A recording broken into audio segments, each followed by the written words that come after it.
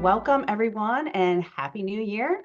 I'm Kristen Taylor. I'm with MHAM, and I do their education and outreach. Today's wisdom will be coming from Dr. James Henry as he speaks to trauma screening and assessment for children and adults. Most of you should have received a handout that Dr. Henry sent on. So I hope that you're able to have it. If some reason it didn't come through, please let me know and I will get that over to you. If you need MCBAP CE, please drop your name in the chat stating that you need MCBAP. And if you need a certificate of attendance, I will get that to you. So please drop your name and that you need that type of certificate. A very short survey will be sent out after, so we hope you take the time to answer it. It's very short and it helps us determine the type of education that you're looking for. So we're going to go ahead and jump right in. We have the one and only Dr. James Henry joining us today from the School of Social Work. He is faculty and he's been there since 1997, and after 17 years in Child Protective Services, he teaches courses in sexual abuse, child welfare, advanced treatment of children, and human behavior. He serves as the co-chair of the Kalamazoo Community Mental Health Board, and he absolutely loves children and their families. So take it away. Thank you, Kristen. Always nice to see your great smile. So my name is Jim Henry, and I'm always honored to talk about trauma and, more importantly, our kids and our adults who've been impacted by that. So this is a great opportunity to not only share what I know and what I've experienced, but also to learn from all of you. So please ask your questions or make comments. I want to make this valuable. The other part of this, just to add, is that I was director of the Children's Trauma Assessment Center that we started in 2000. And so creating trauma assessments for children. And now I'm director of a SAMHSA grant for doing family assessments. So this whole idea of understanding not just our children and their trauma, but the adults in their trauma. So it's just been an expansion. We got a very nice grant from Michigan Health Endowment 3 years ago to try to build family assessment. And then subsequently last year got a very large grant from SAMHSA to do family assessments. So really want to tell that I continue to learn about this intersection of how do we bring adults' history and children and parenting all together. So I'll talk some about that.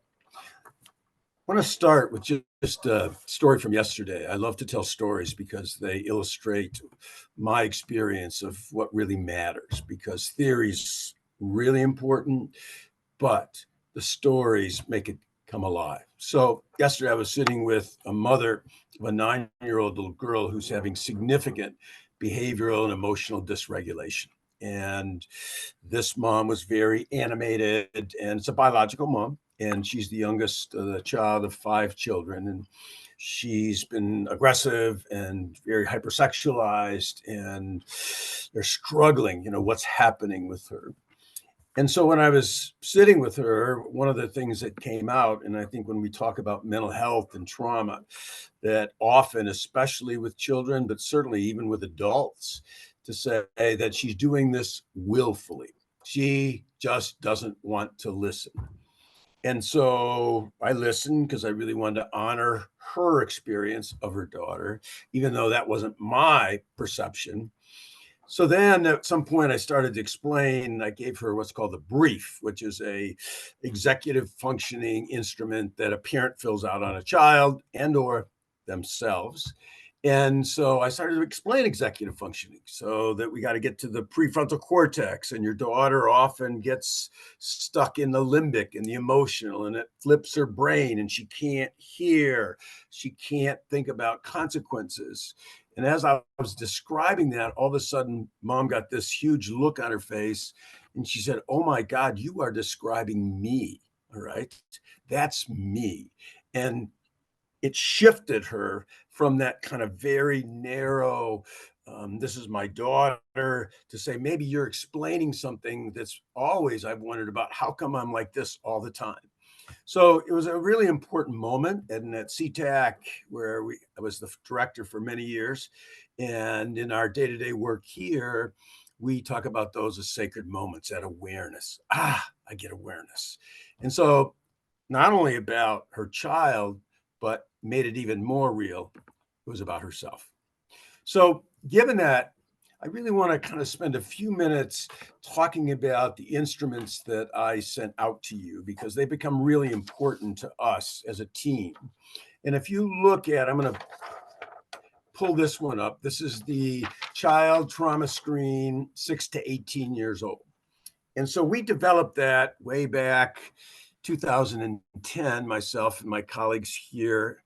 And we developed it because how do we help teachers, caseworkers, mental health professionals to say, how do we screen? How do we begin to kind of think about trauma and overlay it and operationalize it versus just talking about it as abstract or that's trauma, but trying to create individual ways to understand what happens to that child.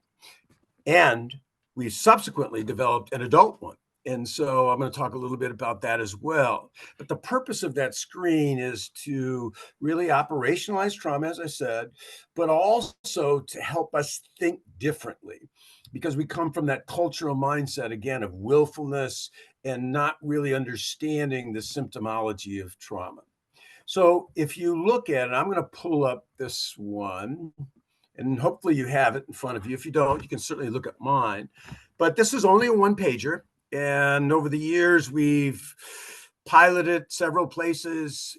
Approximately 5 years ago, Department of Health and Human Services in Michigan began to use this screen for all children entering foster care, as well as all open child protective service cases. And they're still using the screen as a way to be able to help their caseworkers recognize when something may be coming from trauma, rather than viewing it strictly from a pathology that there's something wrong with this kid and he's got ODD, oppositional defiant disorder, or ADHD. So this helps people think differently. It's not a clinical assessment. We'll talk about that with the assessment piece. This is much more of, let's look at what may be happening. So if you look at this first section here, this is what is the event section. So this is certainly not an exhaustive list of potential trauma, but it gives the person who knows a history about this person, this child in this case, or in being able to say to the parent, help us to understand what Johnny or Susie or Mary has experienced in their life. And you may not think it's impacted them. One of the things we've learned much about parents and trauma is because they love their children, they don't want to think or believe that that event is still affecting the child. So in other words, we talk about that as avoidance, and that avoidance of it's over, get on with it. I have to say, part of the reason I've spent my last 30 years working with trauma is when I was growing up, when we had a traumatic event in my house, my dad would just say, get over it, don't think about it. And that can't be, because trauma is about the impact. So this first section is, what's the impact? The second is, what and how might this be manifesting? So you see, and I'm not going to go through each one of those, you can look at those, but from aggression to internalization, or what we would say is externalizing, rule breaking, defiance, explosions, to I disengage. The child yesterday, I did sit with the child as well, the 9-year-old, and she was very difficult to engage because she had this kind of protectiveness around her. But her mother described her, and the school certainly described her, as quickly vacillating from that disengagement to the aggression. So we're really trying to look at endorsements of what we may be seeing. The third is mood, and you see there that vacillation in mood and anger, flat. I am convinced that the most difficult child and adult for me is when kids and adults are flat, and I'd much rather have them be angry, but that zoned out. And often what all of you likely know is dissociation, because the trauma or events have been so physically dangerous that the brain is shut down and cut off and numbed. My colleague and I do assessments in Colorado. I think those of you who've heard me speak before know that we do those on children who've committed capital crimes, murder or attempted murder. And one of the common profiles is the zoning out, the numbing, and because most of these kids have experienced complex trauma, which is ongoing early multiple traumatizations. The fourth part of this is school. And for this 9-year-old, she was having great difficulty in school. And one of the reasons we do assessment, so just to give you an idea, we use what's called the K-BIT, and that's Kaufman Brief Intelligence Test. It's not nearly as rigorous as the WISC, but it gives very comparable scores, and it moves quickly, and the kids like it, and it's not timed. So anyways, we did that with her, and that's usually a good rapport building activity. And her verbal was right in the middle of average. It was in the 45th percentile. So amount of words she has available to her. In contrast, her nonverbal, which is conceptual reasoning, which is abstract thinking, was 67, which is in the first percentile. So here we have a girl who has language, can communicate, but has great difficulty putting those pieces together to create a coherent whole. And so when I shared that with the mom, the score, she said, well, she has great difficulty in school. She doesn't have an IEP, but certainly that kind of split often reveals a learning disability.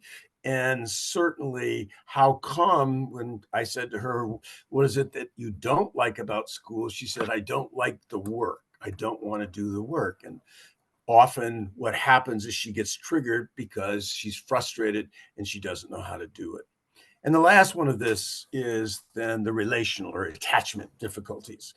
And again, these are just overt. We can see these, lack of eye contact, appropriate boundaries, inappropriate boundaries. And certainly this girl had that as well. And does not seek adult help when frightened. So this is not exhaustive. And if you have one of these, then it doesn't mean that you've been traumatized. But when we start looking at this screen, and I'd just like you to go to the top. Actually, what I'm going to do is I'm going to flip back here. So if you look at the screen and on your screen, but I'm just going to show you this in my hand. The top section here, if we fold this back, most often what we see and hear from others is behaviors, mood, school problems, relational issues. And what this becomes the screen so helpful is then we can flip that back up, and these on the top inform, give us an understanding of how come we may be seeing those. And that becomes critical for especially teachers. We use this frequently with teachers so as to be able to shift that paradigm of, wow, look at all these behaviors. We make sense of them as to choice, willfulness, but wow, what do we know about this child? And then suddenly contextualizing what we see with what has happened. Because remember, trauma is the impact. That's the ripple after the event. The event is in itself traumatic, but what's really traumatic is what happens afterwards. So this screen can be used by anyone. It's because it's not clinical, but it does create a context for behaviors and mood regulation, but it also helps us to say, what is the history and how might this history be informing down below? So I'm going to stop there for a minute. Let me just say one more thing, that the state uses this as the determinant as to who gets a comprehensive trauma assessment. If you have 11 or more checks on this, then you meet the criteria. Now, there are always exceptions, but just say, so it's used as a way to say, wow, there's a lot here. We need a full assessment to really understand the integration of neural development, social, emotional, and relational in being able to better understand the impact of trauma. So, questions, thoughts about using this or the potential value just to help people get a mindset and to operationalize what we know about trauma. I see, Margaret, you got your hand up, so I'm going to call on you. Yeah, is that that screening, is that a provider given, or is that something you just do collaboratively with the parents, or how do you do that? Great question, Margaret. Thank you so much. So it can be done in multiple ways. So one is we don't want to make it a checklist, that's for sure, right? To say, have you been physically abused? Has your son been exposed to domestic violence? What we want, go back to where I started this, is tell me the story about your child, all right? Tell me things that you know about what's happened to your child. So we're trying to do it as a narrative. And so that's been a hard to teach to caseworkers and teachers to just get narrative. But that's really the way we want to do it. We also want to do that for the child, all right? Tell me what has happened. And so in terms of opening it for them to make and provide that information. So yes, it is collaborative. And also it can be, what do I know from the history, right? If you're a teacher or a mental health clinician or a caseworker, there is a history usually with this child. And so when we start looking at the first section, events, then it really says, wow, I know this happened to him when he was 5, even though now he's 7 or 8, it's still appreciating that trauma continues to potentially have a ripple effect if not resolved. Other thoughts, questions? Okay, so I'm going to now pull up the adult screen. This is a relatively new, Margaret Richardson and Connie Black Pond, colleagues at CTAC, who both now are retired, but amazing. And so they were very interested because so many of our kids, the parents have their own trauma. And now we know with the ACEs, Adverse Child Study by Vince Folletti, that ACEs has a significant impact, adverse child experiences, on adulthood in terms of early death, social emotional issues, illness, cognition. So what they did, actually, Connie and Margaret put this together, was kind of say, let's do the same outline. So if you look at section 1 and section 2, they are about events. Now, section 1 is about events when they were a child. Section 2 is about them, as you see, over the age of 18. Because what we know is trauma unresolved in childhood tremendously increases the risk of trauma into adulthood. One of my colleagues in this SAMHSA grant met with a woman yesterday for an adult assessment, and she talked about how she was sexually abused and emotionally harmed by her father over a long period of time, and then found herself in a relationship of domestic violence for 18 years. And now she's moved away from that. And so we know there's a reenactment. So it increases the likelihood it's going to happen in some way, shape, or form because of how trauma has wired the brain and not allowed it to be able to be safe and secure. And so it's constantly in this self-protective mode when there's that unresolved trauma that leads to more trauma in adulthood. If you look at section 3, it's about behaviors. And again, just all of us might have 1 or 2 of these, or maybe more. It doesn't mean that we have unresolved trauma, but we're trying to take it as a whole picture. And so as you see these, it increases the likelihood that the impact of that trauma is still affecting that adult. Okay. One of the things that we know is substance abuse is huge in terms of its correlation with trauma in childhood.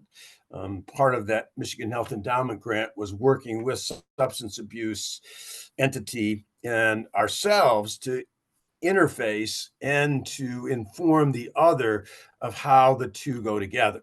And one of my colleagues now is working more on the substance abuse side. And one of the things that's been very clear is in the kind of standard protocol, trauma is an afterthought rather than saying, tell me your story.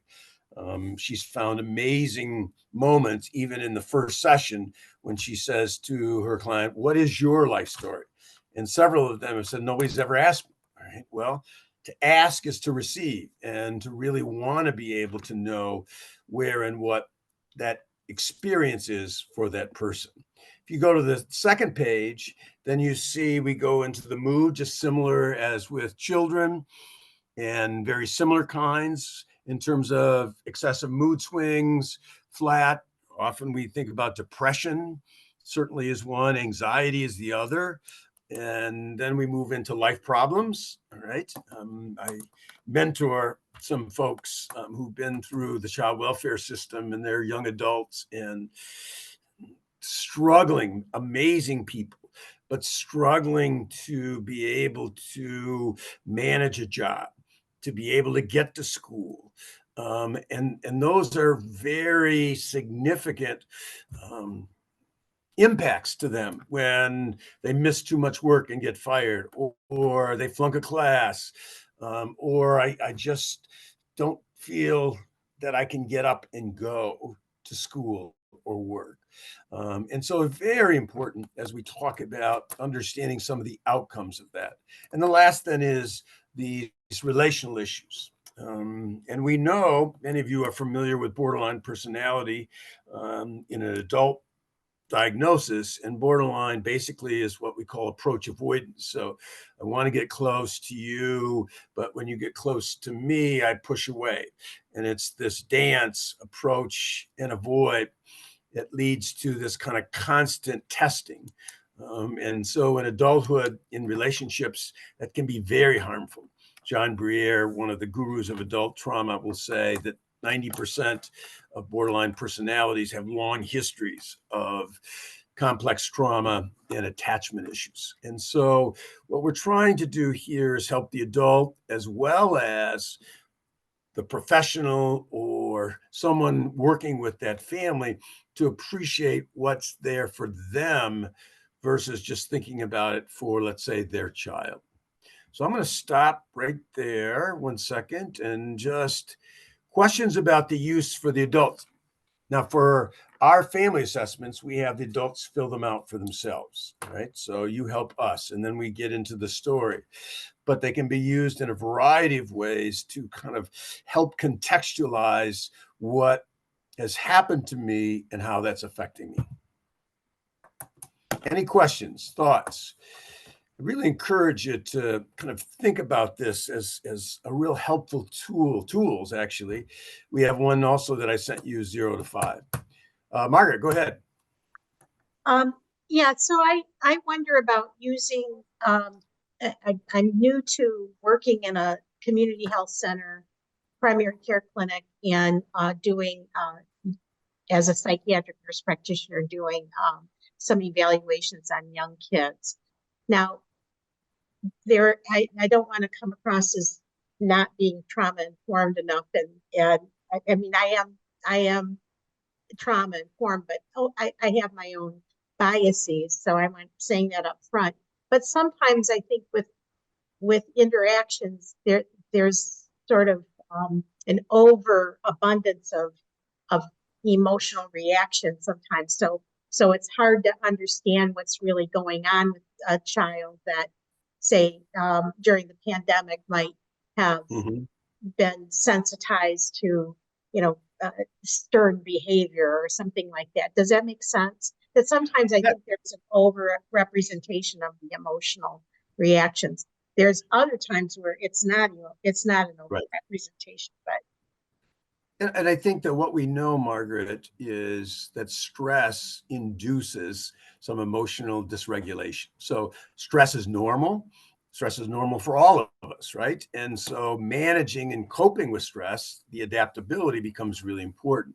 And what you find with kids who've had complex trauma is that it's continuous. So once a stressor is gone for a lot of kids, they got an F on a test, or there's a fight at home, and they're just heightened, or they're slowed down, but it's continuous and it doesn't improve. And I think that's the kind of litmus test of being able to appreciate something that may be specific to a circumstance versus something that, again, continues to impact the developmental process. Laura, go ahead. Sorry, there you go. Couldn't get unmuted. So I believe that you had said for the child assessment, if they had 11 check marks or more, then that qualified as, there was significant trauma. Is there a specific number range that we're looking for on the adult trauma screen as well? Is it same? Are the ranges? Well, let me just say, that's a great question. Thanks. Let me just say this. It's arbitrary. All right. So that 11, all right, was something that the state, with our input, although we didn't agree, we thought it should be 8. All right. But it becomes a bunch of issues. So there's no number per se. Now, there's been studies using our screen, and what they found was that the more endorsements you have, the greater likelihood the child would have PTSD. All right. So there's a correlation with events and symptoms that then increase that likelihood. So yeah, so if you have 6, you have 11, it's likely you're even more likely to have PTSD. Doesn't mean that's true, because certainly that's just a pattern.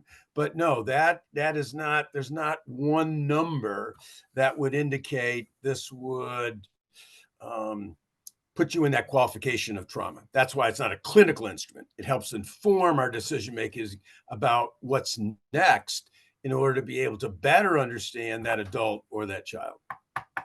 Okay, thank you. Yeah, thank you. Kate, go ahead. Okay, I'm going to try to ask them in a way that you can understand. It's probably going to come out confusing. So I've been reading recently, and I'm not a clinician, but I'm on the board of Northern Lakes Community Mental Health, and we have a 35-year-old, our youngest son struggles and has anosognosia. And I'm also on the board of NAMI Grand Traverse, and I know NAMI National is really looking at the science behind mental illness for their, that's kind of their strategic plan going forward. And I've recently read Daniel Ammon, and I'm familiar now with the Ammon clinics throughout the US and in Chicago. And so, and he is linking trauma and these kinds of impacts to actual scientific, brain scans. You're probably familiar with what he's doing. And because you mentioned different parts of the brain, and we know that different parts impact different behaviors and things like that, so that knowing that and knowing, maybe using an assessment like you have, he targets with both medication, exercise, nutrients, etc., things that will impact those parts of the brain. And Yes. it appears he's having some success, and maybe there, it might be the chicken and the egg a little bit with trauma and resiliency, right? Some people are much more impacted by maybe what's not chronic or severe trauma than others. And people ask, well, why didn't this person have, how did they survive? Why were they resilient? Maybe their brains had, were stronger, more mature. Anyway, what's your thought on linking the science of the brain to assessments and things like this? Well, you've just identified my last 25 years. All right. So just realizing that trauma is about the brain. It is about how the brain changes. And so understanding the science, Bruce Perry is the guru of understanding how child trauma impacts parts of the brain. Bessel van der Kolk, certainly in adult and child. And so there is significant, Michael DeBellis is another researcher. And so there's all kinds of brain research being done in terms of the size of the brain, what we call the corpus callosum, which is the roadway between the left part of the brain, which is analytical, the right part of the brain, which is much more emotional, creative, and that trauma, this is the work of Martin Teicher, who's done significant MRIs, that says that the corpus callosum, when there's been continuous exposure to trauma as a child into adulthood, that has physiologically affected the corpus callosum, making it smaller. So there's innumerable research that's just expanding as to being able to understand that kind of development of brain, how trauma impacts the brain, and then what and how we can assess, as you said so well, where do we take that approach? Bruce Perry talks about a neurosequential model, which says, okay, there's a developmental course. And so when did the trauma happen? And then when it happened, we have to go back developmentally for that child and or adult to build that capacity so as to retrain the brain, that neuroplasticity. And we know there is neuroplasticity beyond 25, even though 25 is kind of the cutoff that people say, well, your brain stops growing and there's not really much, but now new research is saying even more. So the good news is, yes, with assessment, we can target. With intervention, we can rewire the brain. Now, it doesn't take away what happened. It's still wired in, but it allows an alternative to then drive behavior versus if this is all I have, this is what I'm going to get. So in that case, the trauma's managing me rather than me managing the trauma. I know that's a long explanation. I hope that made sense, but I just think, it's so interesting as a professor in the School of Social Work, and I got my degree many years ago, and nobody ever talked about the brain. You interview people, and my classes, we're talking about the brain every class, right? I tell them, hey, you can't isolate mental health, trauma, and just talk about feelings. No, this is connected to the wiring in the brain. And you got to know this. And so it's great. It's great to see them kind of eyes open, because usually it's been seen as something very different as to, well, that's science, as you just said, last one we asked the question, that's science, and we do the mental health work. No, they are together. So Great, somebody thanks. asked, Glad to hear. yeah, somebody asked a question on the bottom. Can you read that for me, Kristen? Sure. Please. Lindsay asked if you could talk about referrals and where can we refer youth who may need to have further full assessments? Well, the good news is, because we have this big SAMHSA grant, you certainly can refer them to us. And the other good news is then there's not payment to that. All right. So it makes it accessible. And so I'm really happy to say that, because part of the last 3 years has been, we've also developed a resiliency center. The state gave us money. Western, I was part of that for a while. And we were doing assessments of kids who weren't in the child welfare system, but who still had significant trauma. And so we could do those for free as well. Now that grant is ending, but ours now, fortunately, is just in its first of 4 years, or a second year now, we just started.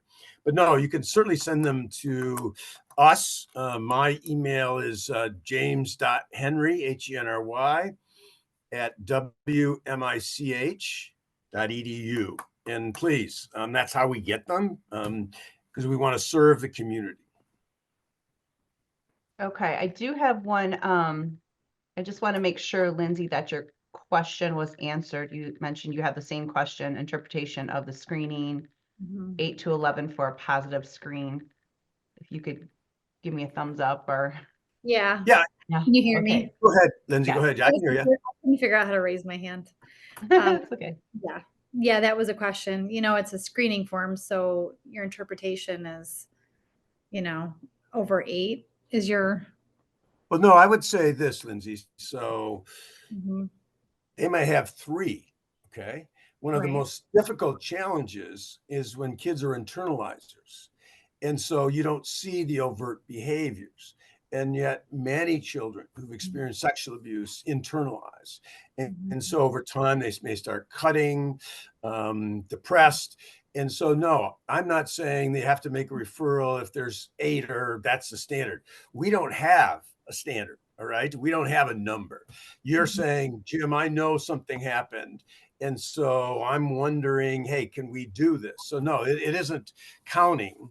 That's where the state, if you're a caseworker, you need the 11 in order to be able to be eligible. Even then, you can have exceptions. So, because let me just quickly share this. So yesterday, again, the 9-year-old who's had some very hypersexualized behavior, mom didn't say anything. I sat with her for a long time about any sexual abuse. And finally, I just said, I'm wondering, have you ever been concerned about her being touched sexually? And she just looked at me and said, well, my oldest son, who's 10 years older, was sexually abused by his grandpa. And then he reenacted on my 6-year-old. So I don't know. But the point was to ask, because otherwise it would have been dismissed. All right.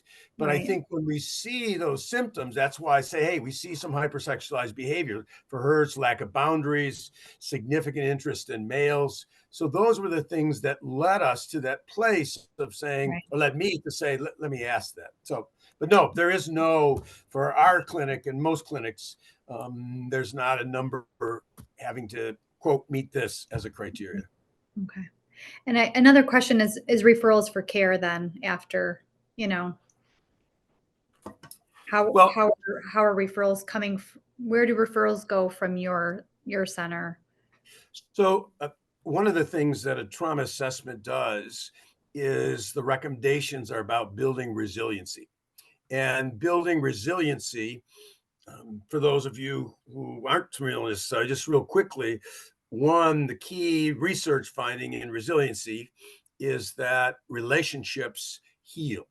When kids are safe, when adults are safe, doesn't have to be a kid, kids or adults. So relationships, mastery and efficacy, that ability to influence my environment. Intelligence is often seen as a resiliency factor because if kids can do well in school, then they have a sense of self-esteem, and it becomes really important. And then the third is regulation. So how well can I regulate my affect? Those kids who have more difficulty with that, have that dysregulation, have far more difficulty with resiliency. So our goal at any assessment report is to have a section, the recommendations that speak directly to resiliency. The other part of that that's important is remembering that therapy isn't always an adjunct to resiliency. So in other words, we often say, well, let's send them to therapy. And I say this to teachers all the time. Last, I don't know, 6-7 years, trained about 15,000 teachers. And one of the things I'll say is, yes, that may be helpful, but the most important thing is you. You see that kid every day, and you're the one who can have and connect the relationship. You're the one that can give that child success. You're the one that can help him learn how to manage stress on a day-to-day basis. Because remember, the brain rewires through repetition. And so having a child every day versus, I know some of you are therapists, and I've certainly done therapy.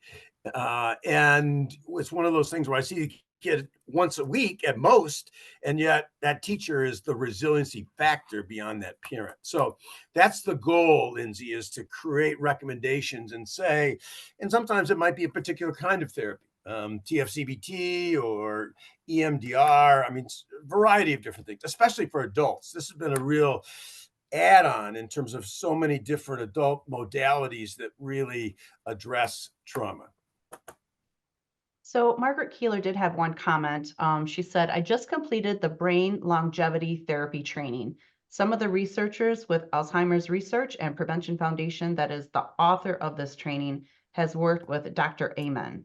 Several small studies have shown changes in the hippocampus and other parts of the brain by using mindfulness practices of Curtin Kriya. Absolutely. I don't know, Margaret, if there's I mean, anything I don't know. I don't know that. that particular practice, but that's the whole idea about neuroplasticity, right? And building the brain is that it can expand even into adulthood. And so that's just so positive, all right? Because it moves us out of, you're just not, one of the most difficult things for me is when people say, he's just not trying, okay? And my response as an intervention is to tell that teacher or that parent or that foster parent, or we've seen lots of adoptive families, all right, where there hasn't been a matching. And so we see them quite a bit, but to say, I know you're trying the best you can. That shifts the perception of self from negative to affirming. I'm not where I want to be. I know that's not where you want to be, but I know right now you're doing the best you can. And I'm here to help go with you in that, versus to sit back to say, you could if you wanted to, you just don't want to. Does that make sense? I hope that connects. And I think it's so important. And certainly all the research on mindfulness is overwhelming in terms of what it can do in terms of the autonomic and parasympathetic nervous system. So, okay. Any others, or should I just move up? Go ahead. Go ahead, Kate. So just so I'm clear, you have a SAMHSA grant, so that enables you, are you in Kalamazoo then, did you say? Yes. Yes. To assess just youth, and then is it just assessments and then referrals, or what is it? So I'm up in Traverse City. And I'd like to know what I can tell families. Well, let me just say this. Yes, Kate, thank you. So first of all, we just got 2 referrals from Traverse City. So one of our clinicians is up in Traverse City, and I drove up yesterday to go to Cadillac to be able to do a kid from Traverse City. All right. So we are really flexible. We've done several. Well, we've done 2 now from Washtenaw. Lenawee is going to be next week. So the value is, because assessment is a one-time thing, that we can see the kids usually here for a one-time drive. With the parents, we can do Zoom. All right. So we're doing the adult assessment. Evie, who's our adult clinician, she does Zoom. So she just did somebody yesterday from Flint. Okay. So that gives access. So Traverse City, especially because one of our clinicians is in Traverse City, and we've really made Traverse City and up north a focus. So that is available.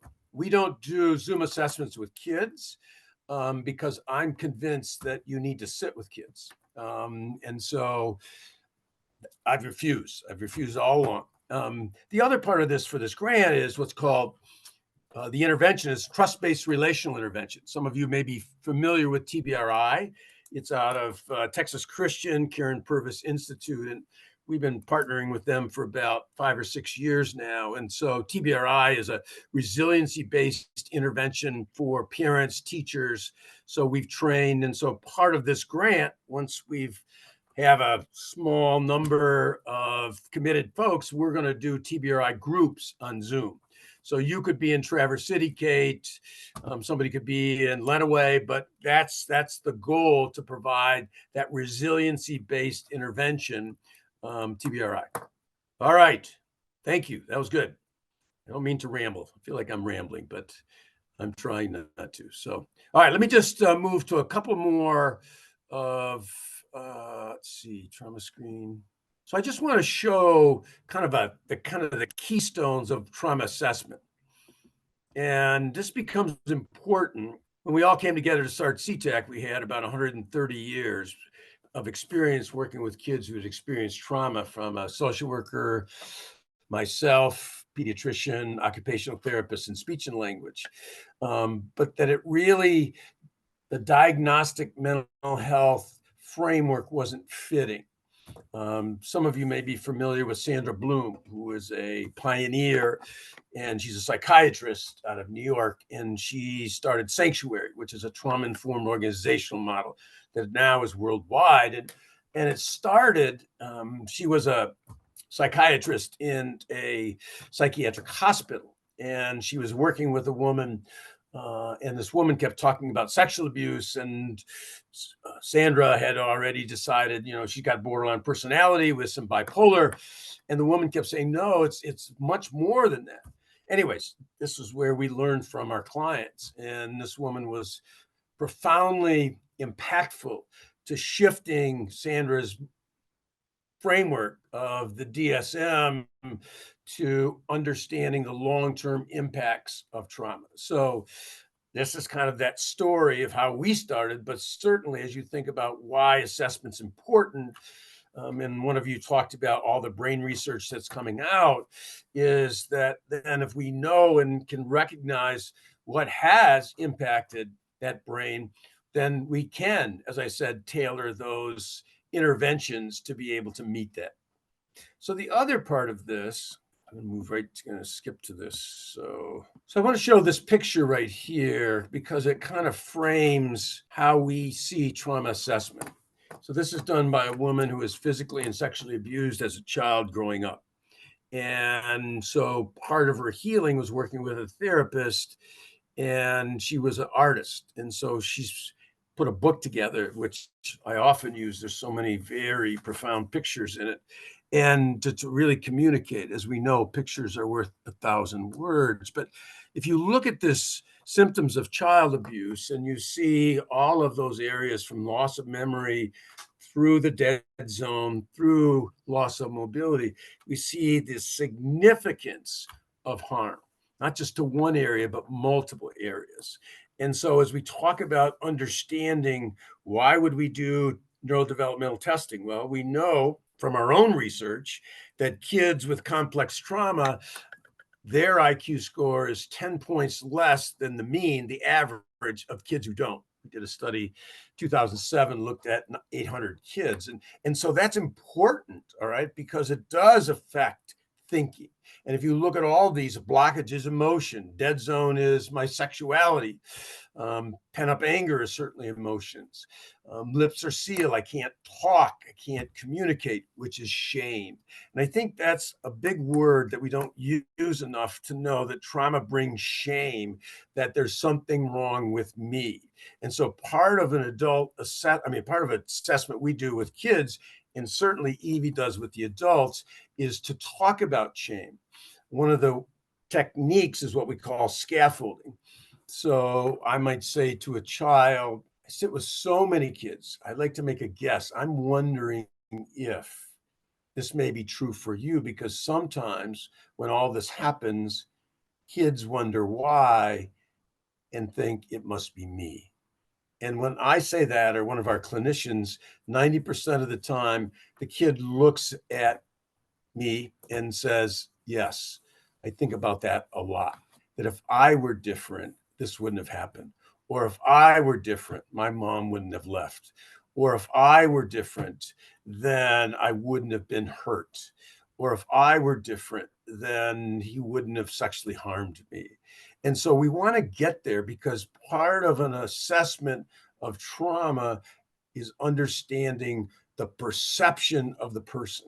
It's not my perception, not Jim's, it's their perception, whether they be adult or a child. And when we can tap into that, we provide in that assessment a place where they can feel understood, because they think they're the only one. And so in being understood, there's an experience of shared intimacy. Again, part of that, what we call sacred moments of somebody understanding me. And I think that becomes crucial, as we social workers often have really, I think, lost the mark, because they will say, well, gee, we got to get people to trust us. But if you're traumatized and if you've experienced great amount of trauma, your ability to trust is really compromised. So the goal is to feel safe and understood, realizing and appreciating that you may not be able to trust me, but you also can experience that connection of being understood. So one of the ways we try and do that, I think I explained that in the last session, but just to kind of reiterate is, we say, hey, who's the expert of your brain? Kids especially light up. And most often, if they're young, they'll say God or my mom. I had the girl yesterday say her best friend. And I say, does she know everything? No, not everything. Who knows everything?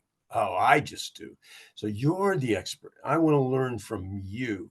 We're trying to shift those roles, and that you hopefully will teach me what it's like to be you, so I can help other people understand what it's like for you, so they can understand it. Because one of the things we say all the time, adults often think they understand, but they don't. And kids almost always get this huge smile and they'll say all the time, all the time. And so how do we honor? And part of that is a cultural piece. When we're just talking about kids, is we don't honor their experience. We think they don't know, and yet they are the experts on their perception, and that perception gives meaning making. In other words, it tells me who I am and how I make sense of this, and it must be me. So this is a picture we talk about understanding what trauma assessment is all about. The other one is this, and I know some of you have seen this, but just to, again, trauma assessment is about understanding perception. And so this is a kid, obviously, who has a secure attachment. There's safety. He goes in the community, the school. He believes people aren't going to hurt him or her. And there's a sense of, as TBRI would say, felt safety. In contrast, here's somebody who's experienced trauma, and it's the same scene, obviously significantly different. And when I show this to foster parents or biological parents or adoptive parents, there's this shift in them, and looking at this and saying, wow, that's the perception. Now I understand why he has to test me, or why she can't listen to what I say, because this underlying fear of hurt. And so as we think about perception, it becomes crucial, because that then drives behavior. And so in this picture itself, it says so much. The other part of this is adults so often, when they're trying to connect to kids, say, come to my safe world and you'll be safe. And that's not going to happen, because they can't believe they're going to be safe. What we share with adults in assessment and with the kids is you have to meet them there.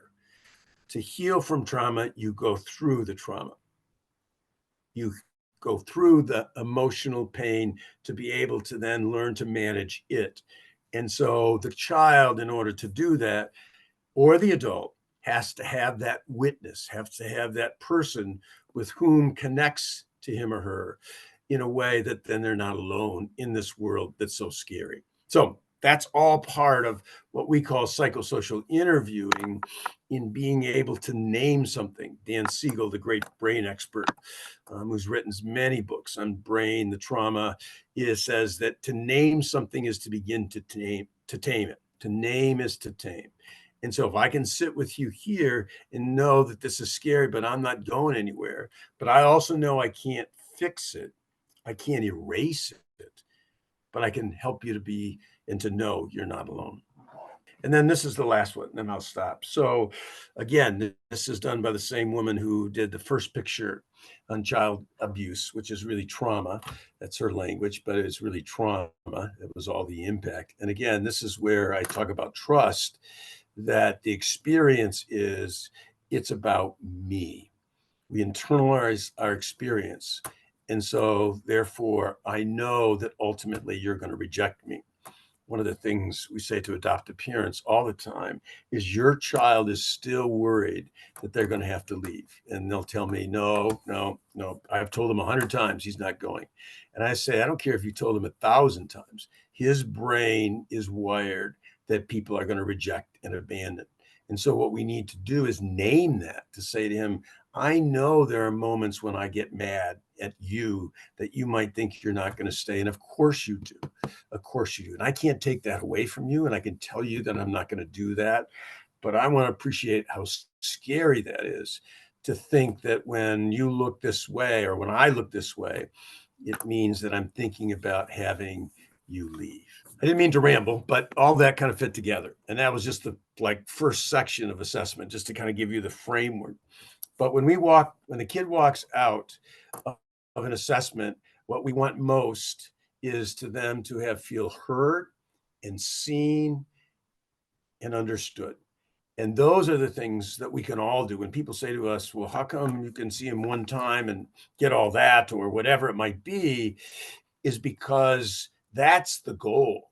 Because when the child experiences that, just like we do, then there's this experience of being able to appreciate I'm not alone.